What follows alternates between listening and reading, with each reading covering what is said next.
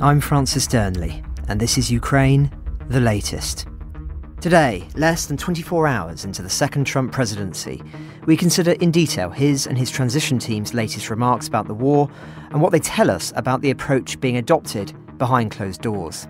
Then later, we take the temperature of the British Parliament, with two vocal voices on the conflict calling for further actions against Moscow.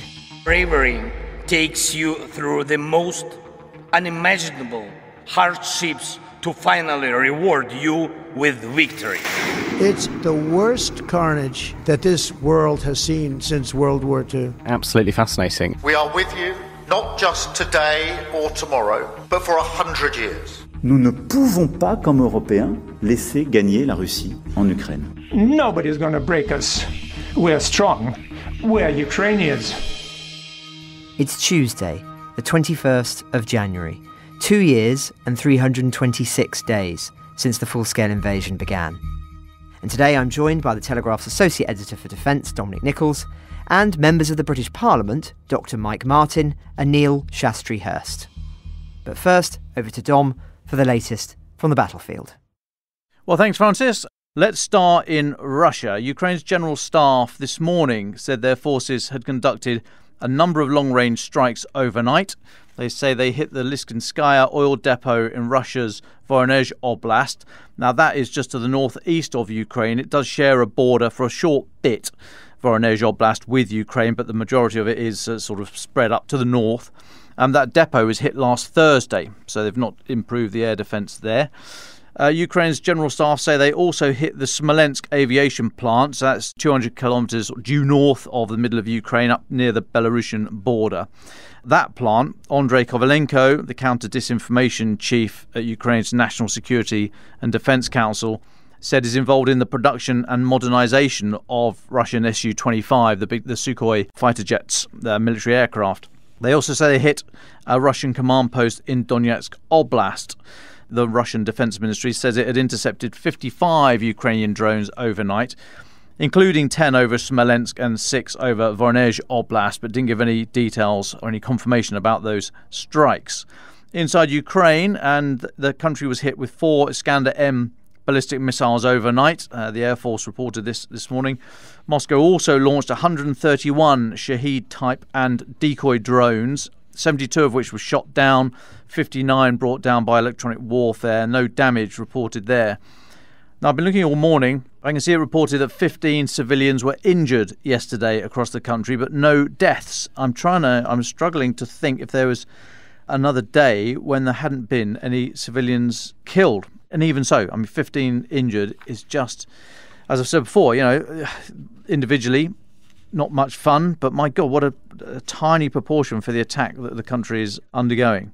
Now, on the ground, almost no movement except for a small Russian advance in northern Toretsk. However, Russian forces look to have broken into the eastern edge of Velika Novosilka in the Donbass. We've been speaking about this for a few weeks now. The Institute for the Study of War are reporting or quoting a Russian mill blogger as saying that Russia has taken the town. That contention is disputed by Deep State, and I've not seen any other confirmation anywhere. But, yeah, as we've been saying, Velika Novosilka looks likely to fall in the very near future. Now, a couple more from me. Deputy Denis Bulanov of the Saratov Regional Parliament, so inside Russia, he's proposed renaming the Black Sea to the Russian Sea, saying it had been called that at some point in the past. Now, notwithstanding the fact that Saratov Oblast actually borders Kazakhstan, it's nowhere near the Black Sea, the proposal has been officially submitted to Russia's Federal Service for State Registration and Cartography. Yes, it's another revisionist Russian attempt to cherry-pick from history, look to the past for any glories to skate over the very grim prospect of living in Russia today. But I'm not entirely sure if I'm totally against it, because I would look forward to hearing Russian officials explain how the flagship of the Russian Sea Fleet has been sunk. Ukraine doesn't have a navy, but has maritime dominance over the Russian Sea, or something like the headquarters of the Russian Sea Fleet will be rebuilt soon. Anyway, we'll keep an eye on that one. Now, the last one for me, a little bit long this, but I think it's really, really important. I would point listeners to the BBC. have a listen back on Radio 4. The Today programme, so news and current affairs programme, goes out, I think it's 6:30 till 9 every weekday and Saturdays, I think. Anyway, have a listen to this morning's from about 7:35 a.m. They interviewed Robert Wilkie, who is, he was the Veterans Secretary in Donald Trump's first administration. He's currently heading up the president's new transition team in the Pentagon. So he's a person that we should listen to, not necessarily speaking for the administration, but somebody whose words obviously carry weight. Now, he was asked about NATO defence spending, and he said, I think the 3% threshold is going to be the ask. The US and the world is stronger when the UK military is stronger. You're now on a trajectory to have the smallest Royal Navy since Charles II. He said the Ukraine-style fight would use up all of the Royal Artillery's shells in 2 to 3 days. The world is stronger when the British military is more capable. He didn't just limit his criticism to Britain.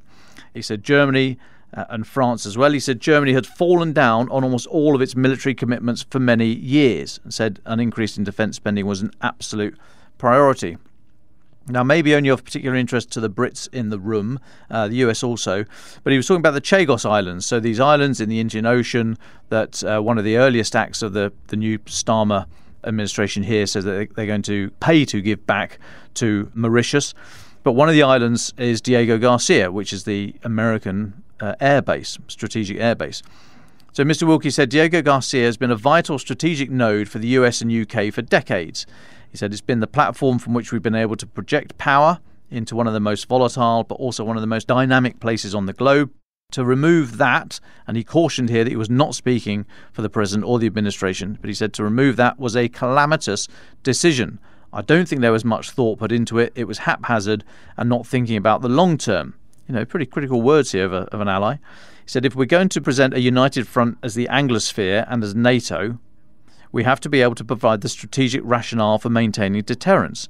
And Diego Garcia was certainly one of those places that gave us that kind of leverage and that kind of platform to project power. So a big fight coming pretty soon, I see, for the UK and the new Trump administration over the Chagos Islands.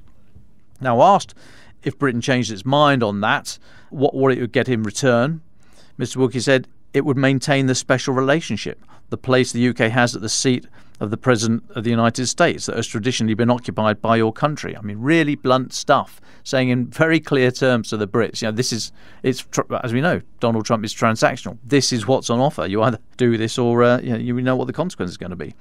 He said presidents going back to World War I had always looked for international advice from London. He said, we're better, deterrence is stronger when Britain is there. That, in President Trump's mind, could infringe on the special relationship. Now, on to Ukraine more specifically. He said pretty early in Donald Trump's term, there's likely to be a phone call with Putin, and Putin would likely be told, if you don't stop, we'll give Zelensky everything he needs. But then, to Zelensky, he said a likely call to Zelensky would say, you haven't done enough in the minds of the American people, and certainly in the minds of some in Starmer's government, to fully protect your country, in the sense that you're not calling to the colours the largest segment of your population. You're leaving out those individuals, the male population of your country, who provide the muscle and the strength. But if you don't fully mobilise the resources of your country, you can't ask those friends on the continent or the United States to do more than you are willing to do. I mean, pretty blunt messaging going on here, folks. Just finally, when asked, well, what if Putin took the call from Donald Trump and then said, yeah, don't care, it's just going to carry on, Mr. Wilkie said, that is something Putin will have to think very, very strategically about, and I'll tell you why. One of those executive orders that is being signed as we speak will unleash American energy power. The flow of LNG, liquefied natural gas, to Europe will begin. Arguably, it has already begun. America's presence on the world oil market will begin to drive the price of a barrel of oil down from nearer $100 to below $40, which is where it was when Trump left. That will bankrupt the Russian economy. He, Putin, is not going to be able to prosper. So that was a bit lengthy. Apologies for that, but I thought it was very important. You heard that. Like I say, go back and listen to Radio 4 this morning, about 7:35 a.m. that's pretty much the full interview. But I thought it's signalling from Trump's team. Up to now, a lot of people have had opinions, and you've heard my view about opinions in the past. But here's someone from the administration someone with gravitas and credibility, I would suggest. So I think we need to take his words at face value. I think there's a lot of messaging there for the British government, but there's also on Ukraine and Russia, I think some very, very pointed messaging there, absolutely. Be interesting to get Mike's views on those a little bit later. And that's us up to date, Francis. Well, thank you very much, Dom. And that leads me neatly into Mike's segment looking at what Trump did yesterday at his inauguration. We are, of course, less than 24 hours into his second presidency, and the outlook on his support for Ukraine offers ample fuel for both sides of the debate. Pessimists will find plenty to fan the flames of doubt, while optimists are equally spoiled for embers of hope. The brute fact is, to begin, that as of this moment, Trump has halted all foreign aid programs, including support to Ukraine, for 90 days to assess their alignment with his policy objectives.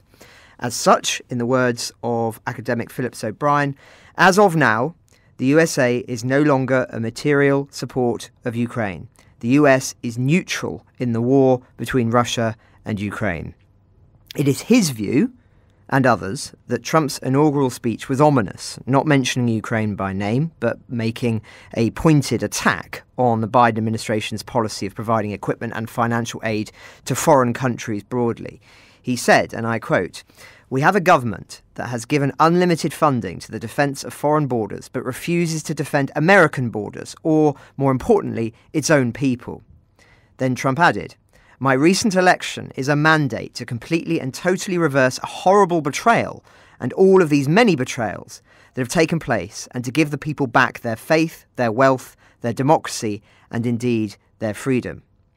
Now, those remarks about betrayal can be read as encompassing all of Biden's policies, far beyond just his support for Kyiv, but nevertheless, it is hardly encouraging. And yet, while signing his raft of executive orders later on, we got some of the most candid remarks from President Trump about the war we've heard him give for many months. And I'm going to quote all of it because I think it is important. So a journalist asked, "When will you speak to Putin?"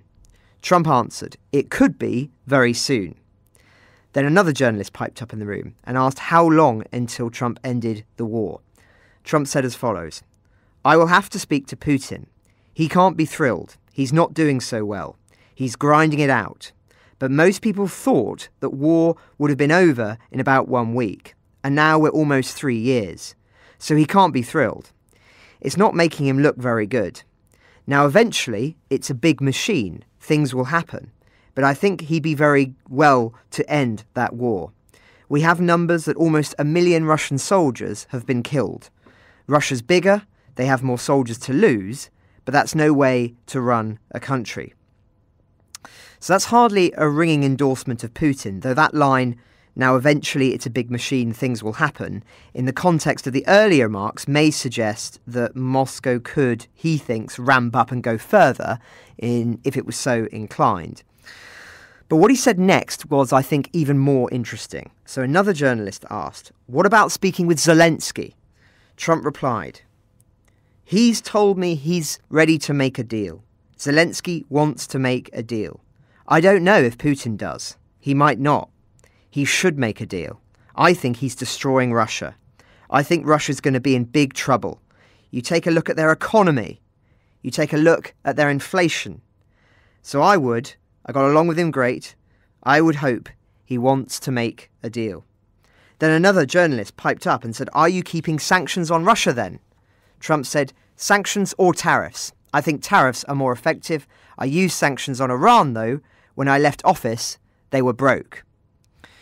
So, what are we to take from all of that? Trump seems to think, as things stand, that Russia is fighting a disastrous war, which is crippling its economy, and which he is willing to threaten with even graver sanctions and tariffs. He doesn't go as far as saying it is losing, but pretty close. Knowing what we know about Trump's personality, he hates losers, and he hates the idea of him backing one. Equally important, he sees the Ukrainians as being favourable to talks, and see the Russians potentially as less so. That really matters for all the reasons that we've spoken about before. If Trump thinks Putin is acting in bad faith and does not really want to do a deal, but he's also fighting a disastrous losing war, then that would suggest that Trump would not be inclined to bail Putin out, as it were. So, taking all of that together, on the one hand, you have a president who has just pulled the plug on support for Ukraine. Yet, on the other, you also have a man who sees the war as Putin's folly, with himself having considerable economic leverage over Moscow and potential to end it. Glass half full, glass half empty. Both interpretations are open to you as of this moment, under 24 hours in to Trump's presidency.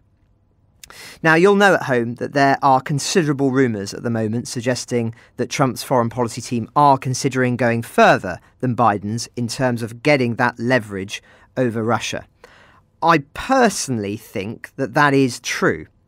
But remember that two things could ultimately be true at once. Trump's team might present him with those options, and Trump himself might decline to go further in his support for Kyiv.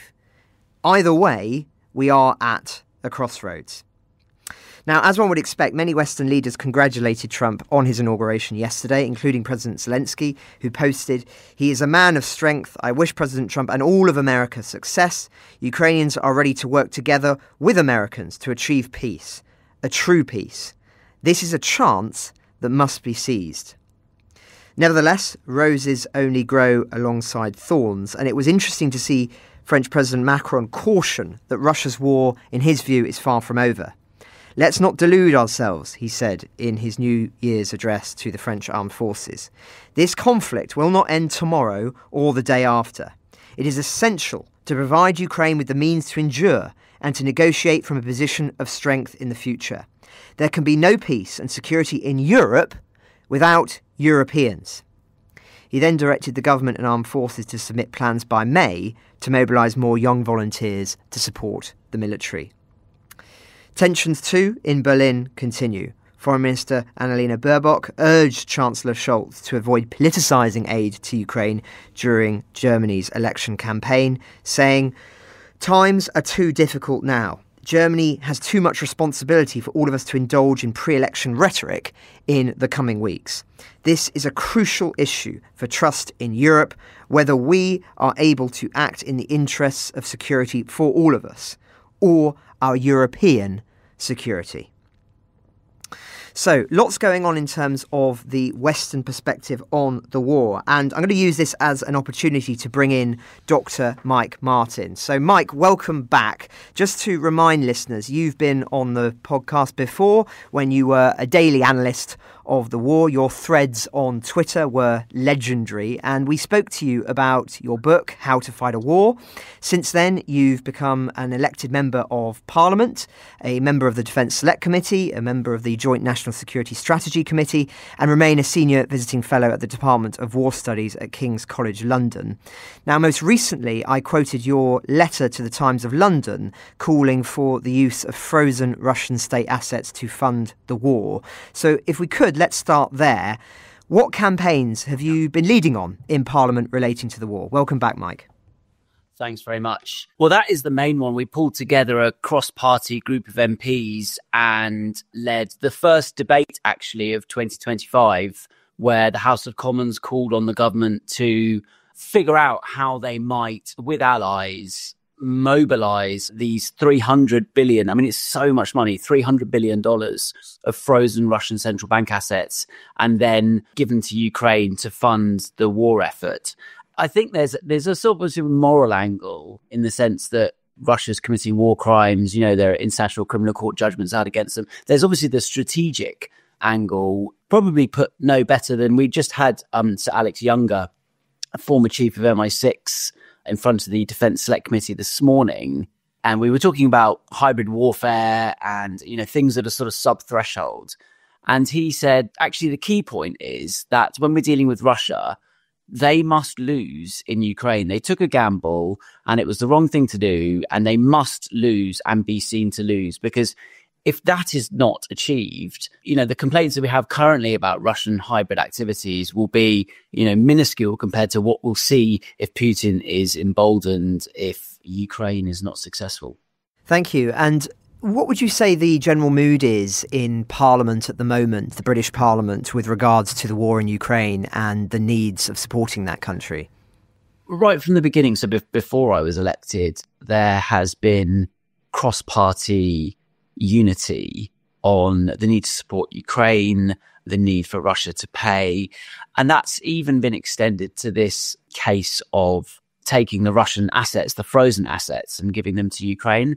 It originally started out, I don't want to make this very partisan because we are all unified. It did originally start out as a Lib Dem policy, and the Conservatives have since shifted their position, and the government, and even parties like Reform, perhaps you might think Reform sort of has sometimes said things that make them sound like they're closer to Vladimir Putin in Russia. And I think Nigel Farage did during the election campaign, for instance. And even Reform are pro seizing these frozen assets and using them. So there's this remarkable degree of cross-party unity on that specific issue and on the more general issue. I think there's a recognition that Ukraine is obviously fighting to defend themselves, but they're actually fighting for us. There's a recognition that if Ukraine fails, the costs to us, not just in financial, but potentially in, where we have to deploy our soldiers to the Baltics, the costs will be much higher if Ukraine fails. And I think that that's commonly accepted across Parliament. Well, thanks for that perspective, Mike. If I could now zoom out then and ask you for your general assessment of where we are in the war. I remember the last time that we spoke together, it was at a moment where you were arguing that many of the key principles of war and waging a successful war were still in Ukraine's hands. I wonder if at this stage of the conflict you still think that remains true, and your just general perspectives on perhaps what's changed in the theatre, as it were, over the last few months. Interesting. You were talking earlier about crystal balls. That's quite a difficult question to answer, but I'll give it a stab. One of the easiest ways to answer that is maybe to zoom away from the battlefield. As you started with a battlefield update. The rate of advance of Russia across Ukraine is such that it would need several decades to get to, Lviv over the other side of Ukraine. So they're not going to win in that fashion. And Ukraine, similarly, although they're moving backwards, they are inflicting great punishment on Russia in terms of lives. And we've this figure of 800,000 or 900 million, I think you mentioned earlier in the podcast, is bandied around for Russian casualties. Whatever the figure, it's a vast number. Russia is a country that sees casualties in a different way to, say, the United Kingdom, but even so, you would expect at some point that to reach a limit. But I think actually I'd maybe reframe it a little bit. It's interesting you brought up the comments of Robert Wilkie. I heard that interview this morning on Today as well, and hopefully we can dig into it a bit later. I thought it was absolutely fascinating to have those insights from the Trump transition team. They have hit upon the central brittleness of Russia, which is the economy. Inflation in Russia is kind of north of 10%, but it's particularly high amongst food staples. So potatoes have gone up by 90%, onions have gone up by 46%, butter 35%, giving new meaning to the phrase guns or butter. There's a number of other problems as well. When people get killed, the families are meant to get payments. Some of those have been delayed. There's all sorts of credit holidays being given. So all sorts of dodgy financial practices are going on that are really just kind of storing up problems for the Russian economy. The Trump team have identified the correct lever, which is the oil price, right? If you can collapse the oil price, that will do huge damage to Russia. And actually, this had happened before when Obama, in the beginning of his term, he supported the charge into shale gas, right, which collapsed some of the hydrocarbon prices at that point. And that caused great damage to some of the oil producers. So this is a tool that the Americans have used before, but it's absolutely the right tool because it exposes the real brittleness at the heart of the Russian project, much more so than sort of inflicting casualties or whatever. And then on the Ukrainian side, I don't think the Trump team have quite got the lever right there, but, they make the argument around mobilizing the whole of society, all of the men. So they're keeping the 18, 25-year-olds, they're not conscripting that age group. The reason is, the mobilization bill was passed in April 2024. It was fiercely debated. There were 4,000 amendments to the bill when it went through the Ukrainian parliament. And this seemed to be the compromise that they settled on amongst a number of other things as well. Clearly it was felt politically that they couldn't mobilize any greater numbers of younger Ukrainian men. But Trump's arguing, we had in the comments from Robert Wilkie that actually, if you want our support, then you've got to go all in on this war, which I have some sympathy with the view that you should be conscripting everyone if it really is about national survival and it's that important that you win. I worry that lever that Trump is trying to pull in Ukraine, because I think that is their brittleness. I think that societal support in Ukraine for the continuing of the war and who fights and who dies, I think that's quite brittle. And if you look at, Zelensky's moved on peace deals, I think the Ukrainian public's moved a little bit on that as well, whether they should talk or not talk or just fight. And so I worry that actually that is the Ukrainian brittleness, and Trump is actually pushing that button in the way that he is doing in Russia. And I think that's the right thing to do in Russia, to target the economy. But I worry that targeting that soft spot in Ukraine might not be the lever to pull, because I think that is their weakness. If we just carry on business as usual, neither side's really going to win. Obviously, the Trump presidency gives us an opportunity to look at things afresh, which is what he's doing. Clearly, there's going to be a paradigm shift in how that war is done, and we're probably going to get to some sort of solution. I think the real question for me, as a British politician, the real question for me is whether Europe and American security interests remain aligned over whatever deal it is that comes out of the conversations that we're going to be having over the next few months.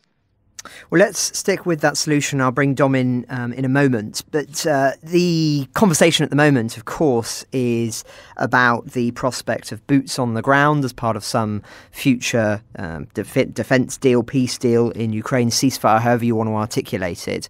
I wonder where you stand on that idea of there being British soldiers potentially in Ukraine, or indeed a European army of some kind to defend those borders. Do you think that's something that the British Parliament could support?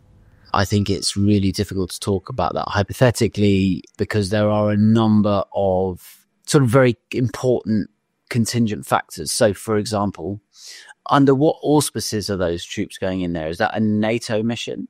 If it is or isn't a NATO mission, does it involve the Americans? So traditionally when, European countries go to war, there's a sort of American backbone, really. We'll join into an American coalition.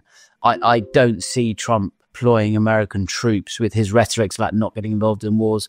I didn't necessarily see him involving troops in Ukraine. So that would make it obviously much more difficult for European countries, I think, to deploy them. And the reason for that is it's not just about what troops are you deploying there, but also what if they get tested? What's the backup? What's the quick reaction force?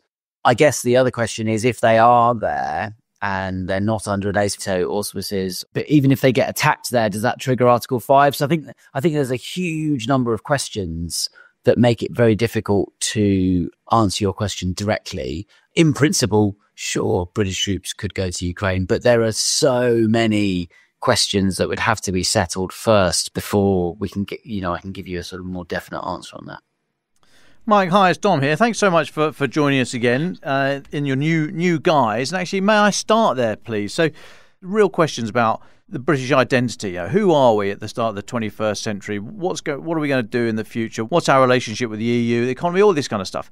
So, right in the middle of all this great debate at the moment through the defence line, do you feel that you have more influence now as an MP and a member of the Defence Select Committee? Or did you before, as a commentator, a journalist? How is it now being an MP? Look, I think politics is a force for good, otherwise I wouldn't be here. Specifically on whether I've got more influence, I think I've added to the limited influence I had before as a commentator and an author and as an academic, because I now have, through my position as MP on the Defence Select Committee, I have greater access to individuals and to organisations, and I have a larger number of forums through which I can, you mentioned asking questions, ask questions, but make statements. And then, of course, I'm a member of a political party, right? So we're advocating certain things that obviously you're speaking as a political party with 72 MPs rather than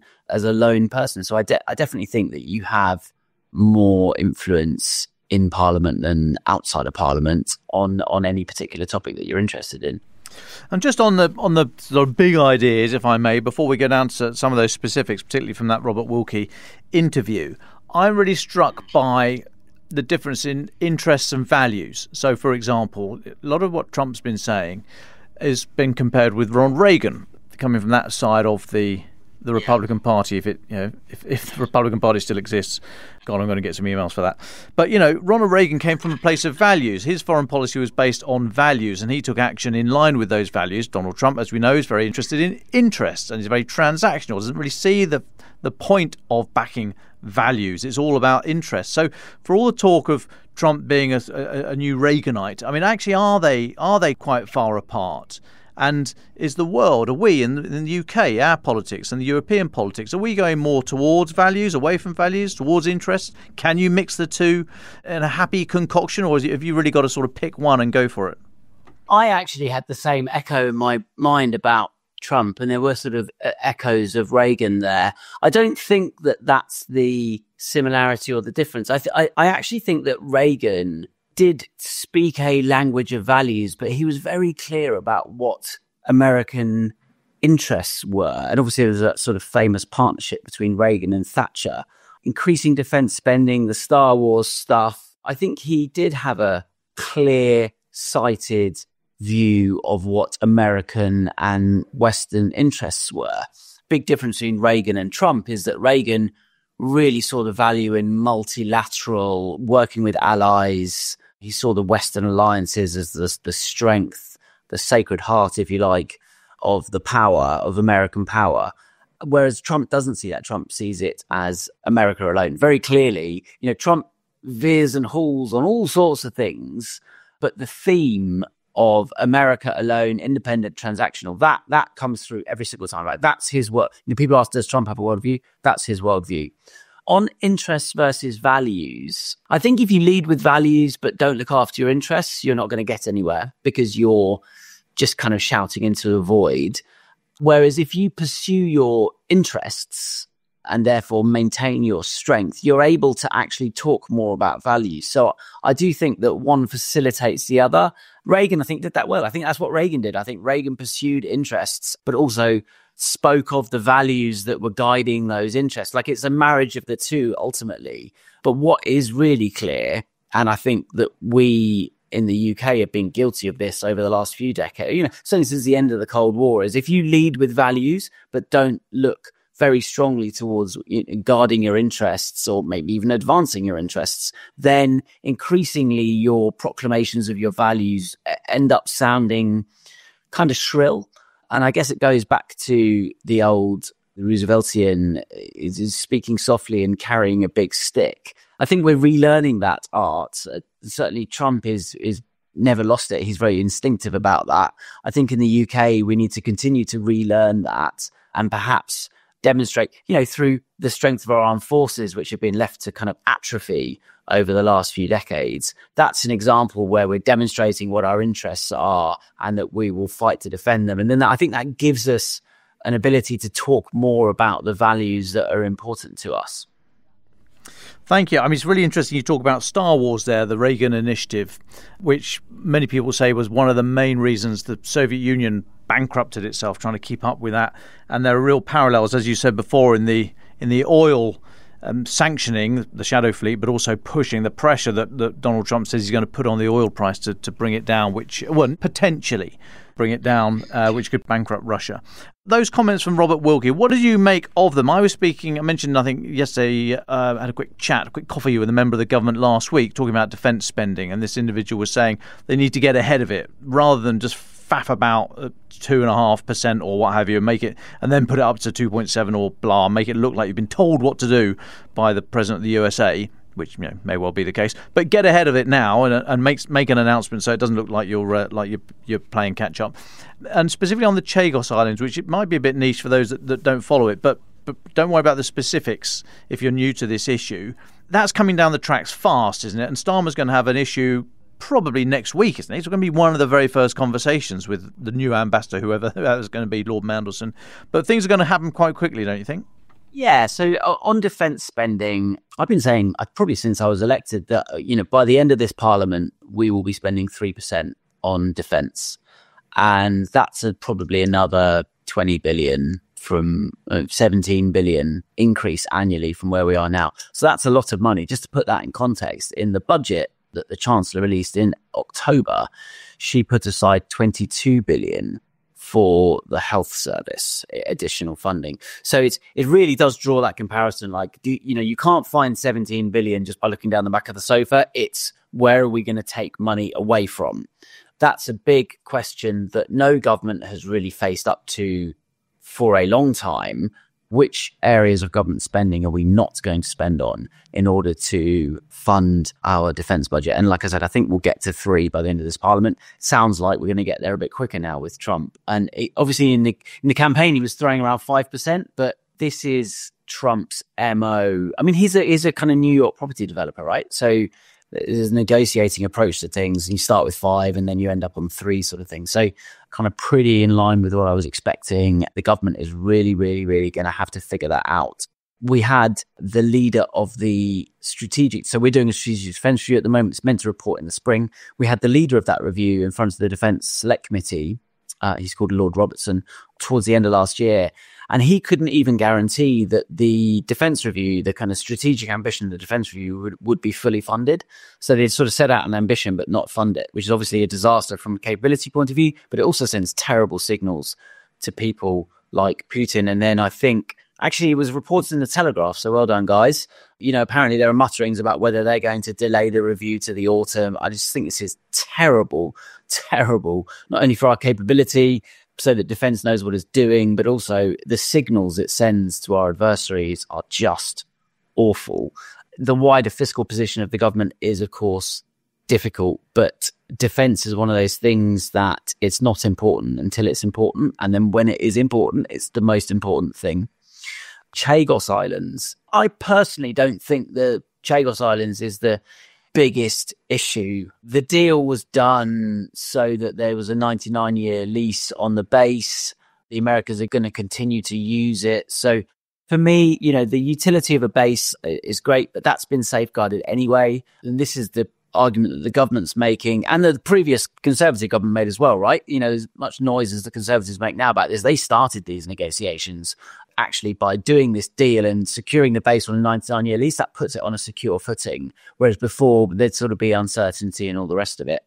So that's why, for me, I don't see this as a hugely important issue.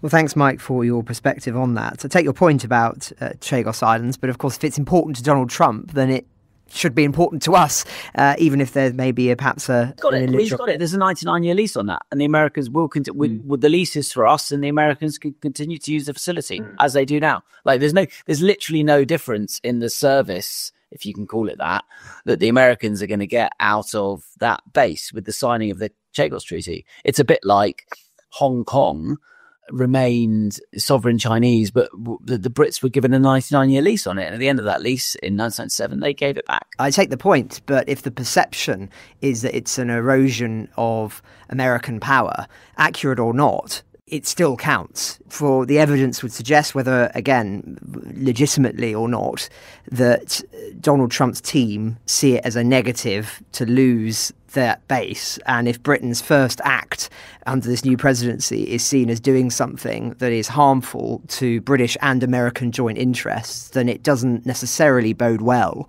for the future conversations to follow on sensitive matters like Ukraine. Can I just very quickly come back on that? Of course. I think that as a British Prime Minister, government, you've got a balance to strike with the Americans. It's obviously a very close relationship, a very long, enduring one. I myself fought with American troops by my side. So, that's sacrosanct, that relationship. However, Trump respects strength and not weakness. And if he says, you've got to reverse that deal, and we go, okay, we do have to, where we believe that we're doing the right thing, we need to continue to make those arguments and hold our ground. And, as ever, you've got to work out what you want to give way on and what you don't want to give way on. But to my reading of Trump is that you don't just bend over when he says, no, this is the wrong thing. I think you absolutely, if you believe it's the right thing to do, you need to kind of patiently make that argument that they will continue to have use of that base. They'll have it for 99 years. And this is why we're doing that. And I think that in the long term, we'll have a better relationship with America if, when we feel we need to, we stand up to them and say, this is, I'm afraid, what we're going to do. I take that point, Mike, I really do. But I think that many would ask whether it was a fight we needed to have at this very precarious moment for European and security. We will see, won't we? We will see how much it matters. It may well be a bit of a storm in a teacup that's more prominent here in Britain than in the United States. But we will have to see. I just have one more question for you before we go to our final thoughts, which is you made reference to the Strategic Defence Review and the possibility of its being delayed, as we've reported. I wonder, you've been very honest there about why you think that's a huge error. But I wonder what you would be calling for in terms of the conclusions of the Strategic Defence Review. What do you think a modern fighting force needs to look like, given the context of the war in Ukraine and indeed threats coming down the line?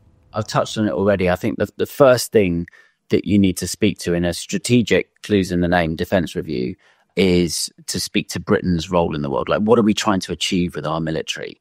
Once you've rooted us in that Euro-Atlantic space, a whole load of so what's fall out of that. Like, what capabilities do you need? So do you need these massive carriers that can do, standoff strike all over the globe? Or maybe you don't. And so on and so forth. And so you then look through the capabilities that you have and think, well, we probably need more of them and less of those. And so you sort of end up reshaping your armed forces. Probably some of the more expensive high-end capabilities might go, and you might develop a larger number of lower tech capabilities. Overall, I think there's a number of shifts as well, right? You've got to probably move from, historically, procurement has been about big systems that take years to procure and cost billions of pounds. But actually, as we're seeing in Ukraine, actually the technological envelope is moving so quickly, you need to change the way that you do at least part of your procurement that's agile and dynamic, and you're producing multiple versions of the same thing that are cheap, that just get, so drone swarms, for instance. So I think that changes kind of how you do procurement. And then lastly, once you've looked at your, strategic envelope, what you're trying to achieve, the capabilities, what capabilities you think you need to do that. And of course, you look at allies at that point to see what they've got and where we can work together. The last thing you look at is money. Like, how much is that going to cost? And one of the big frustrations in the defence debate is everyone starts with the money. They say, well, it's 2.3% now. When should it be 2.5? Well, hang on, now we're talking about 3%. And that to me is you're talking about an input rather than an output. And I think the defence review with a new government is a great opportunity to have a reset and to say, okay, actually, here's our new defence construct, strategic construct. This is what Britain's role in the world is. And therefore, these are the capabilities we need, really transform it. And therefore, this is what it's going to cost.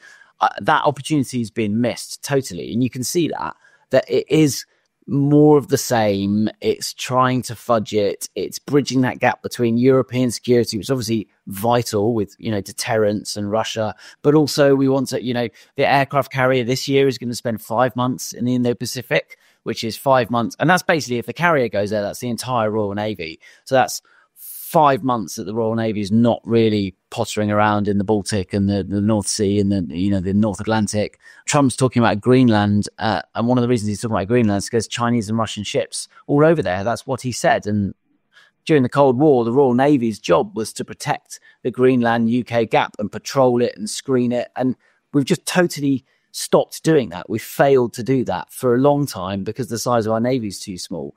So I really do think that the main opportunity is being missed is an opportunity in this defence review to say clearly, these are our interests. It's our region. It's the Euro-Atlantic region. And here are the so what's from that in terms of capability and spend. And it would be a generational transformation. But unfortunately, I think we're seeing more of the same.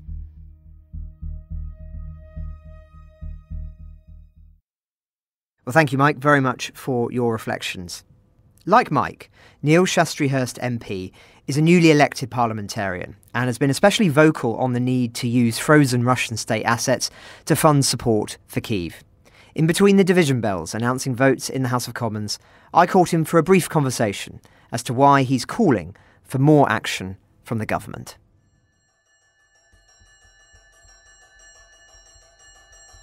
Ukraine is a big issue, and you're a new MP. Why did you pick that as a subject that you're working on so closely here? Well, it's a really interesting question. Look, we have not an insignificant Ukrainian community in my seat. I went to a very moving remembrance service where a group of Ukrainian children sang a traditional song. And you know, that just resonates the importance of this issue. But this is a hugely important geopolitical moment because we need to make sure we get this right. The threat of Putin, not just with Ukraine, but the threat to the Western world, is really great at this moment of time. So as a global community, we've got to get it right to ensure that we're securing our security going forward. And it's absolutely right in doing so that we are resolutely behind the Ukrainian people who are facing the most awful circumstances at the present time. Well, you've been one of the most vocal here on the state billions, the Russian state billions, which of course at the moment is a huge story, not only in Europe, but also in the United States. Talk to me about why you think that's so important. Well, look, I think it's a really critical countermeasure. The ERA, the $50 billion that have been put aside from the interests from these frozen Russian assets, are an important start, but they don't touch the sides. We're talking about $468 billion. And that was a figure in February of last year. It's significantly greater than that for the restructuring of Ukraine. But also, we need to get to the point where this war ends. And the amount of support Russia are getting from their allies in terms of weaponry and troops, same with the North Koreans recently, is making the job much harder for Ukraine. I think there is a moral duty, but I think there's also a good legal argument for us to be using the frozen Russian assets, which will always be a payment Russia have to pay. There's no circumstance in which they do not owe this money. But if we think Putin and his cronies are going to actually hand it over with good faith, that just won't happen. We should enforce it upon them, bring an end to this conflict as soon as possible, and to help the Ukrainian people rebuild their country. And how receptive do you think MPs, the government, are to calls on this? We know, of course, in Europe, in Germany, and other countries, they've been concerned about what it might mean for their countries' assets and businesses operating in Russia and elsewhere. Do you, in the back corridors, do people say, look, it's a noble cause, but it's challenging, but just as we've seen some nations have been reluctant to do it, we've seen the US and Canada have been much more open to it. Look, I think the moral argument is well made. I think there are concerns about how we make it politically work, and the precedent is set. I just think there comes a moment in politics that you have to be on the right side of history. And this is one of those moments. And if we stall, and if we don't do this, and as I say, I think there is a good legal argument for it under the doctrine of countermeasures, people will look back at us and they will judge us unkindly, because there was a moment where we could stand up and go toe-to-toe. When you're dealing with bullies like Putin, you don't shy away from them. You make them know that if they push you, you will push back. This is the way we can help the Ukrainian people, and I think this is the moment we've got to do it. Do you think Britain is doing enough? Look, I think this isn't something we're going to be able to do on our own. And so I do have certain sympathies with the government. And we had those challenges when the Conservatives were in power we were there on the moral case, as I say, but we hadn't quite got there on the political workings of it. And it's complex, and there will be some great legal minds giving advice to government. But ultimately, advice can only go so far. I was a lawyer before I came into Parliament. You give your clients options, and you tell them about the risk of those options. But ultimately, it's a political decision. And I think there needs to come a point where politicians are brave enough to say, this is the thing we have to do. It's the right thing that we need to do, not just for the Ukrainian people, as important as that is, but for the international security. And I think we're getting to that moment. You were a lawyer, we were also a soldier. How does that shape your politics and your perspective on this issue? I come here, background of public service. The thing I learned in the military is that you are a stronger fighting force when you stand next to each other. It's those moments when you're a foxhole with your closest mate, and they've got your back and you've got theirs. And the same applies to international diplomacy and international support. The Ukrainian people, our NATO allies, we all need to know we've got each other's back against what is the tyranny of not just Putin, but his cronies in China, in Tehran, in North Korea. And I think that's what I learned in the military is you stick together and you succeed. You splinter, you fall apart. You were somebody following this war very closely before you became a Member of Parliament. We've, of course, just had a recent general election where you've been elected for the first time a Member of Parliament. So congratulations. Thank you very much. How does that change things for you? How does it make, do you feel different? Do you feel more responsibility? Or is this something that really you've always felt as passionate and felt the same? And really it's just the job title that's changed? I don't think the passion for it has changed. I think what changes is that you have a opportunity, you've got a voice, you've got a platform in which you can speak out upon it. I think that does come with a sense of responsibility because you're elevated to that position where you can bring together, you can convene stakeholders, you can formulate those arguments. I've got the platform in the chamber. You know, I suspect you wouldn't be sat down with me if I was not a Member of Parliament, for example, as attractive as the offer of having a chat with me may be. But, you know, that is a hugely privileged position. And so I think the weight of responsibility is using that position wisely. There's lots of things people come into politics for. For me, this was one of the issues that I wanted to champion, and I hope I'm raising the profile of it. Well, certainly we'll be following your efforts in Parliament on the issue of the sanctions and everything else. I wonder, just one final question. If you were, as it were, a Defence Secretary, Prime Minister, a Foreign Secretary, what would be your approach, as it were, in day one on the job? Because I think you can tell a lot about somebody's approach to this war by the things they would want to do from day one that perhaps haven't been done up until now. It's not just about rhetoric, it's about action. But it's also then turning around to your law officers and saying, right, I need the risks and I need it by the end of the day so I can be analysing where we are and then we need to make a decision. The time for delaying that has passed. The risks are known. We just need to make a decision so that we can get that money flowing into Ukraine, supporting them in their war effort. There's been some talk, of course, about what the possibility of a peace deal might look like, and that would potentially involve NATO troops on the ground patrolling the border, patrolling a demilitarised zone. Would you in Parliament vote for legislation that would put British troops on the ground in Ukraine as part of a peace deal? If that's what it takes, I'm not squeamish about that. We're living in an increasingly dangerous world. Ukraine is the pinch point of it, but I don't think it's the end of it. You know, I think we're moving into an era where the world is less stable. There is more potential for conflict sparking off. And so standing with our NATO allies and making sure that we're securing borders is a really vitally important thing to do. Anything that we've not talked about that you'd like to raise for our listeners around the world? I think it's just reinforcing that message that this is a really critical moment in history. And we will be judged on how we act upon it. In politics, there's a place for words. There's a place for making commitments. But actually, at some point, you've got to make the decision. And you can get all the advice you want. At some point, someone's going to turn to you and say, can't give you any more advice. That is the advice. And I think we're hitting that point, and we've got to make a decision, and we've got to move forward in a positive way. Reality is going to bite at some point. Absolutely. Thank you very much for your time. Brilliant. Thank you.